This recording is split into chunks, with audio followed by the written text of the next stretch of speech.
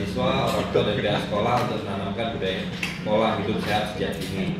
Jadi ini mengenalkan program JKN KIS.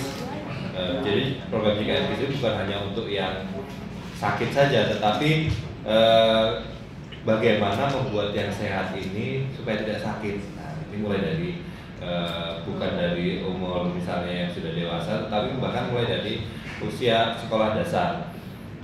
Yang kedua, meningkatkan rasa kepedulian, kerelaan, membantu sesama dan gotong royong inovasi, ya kan.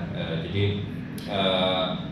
saat ini mungkin sebagian besar peserta JKN ini masih persepsi atas program JKN KIS ini adalah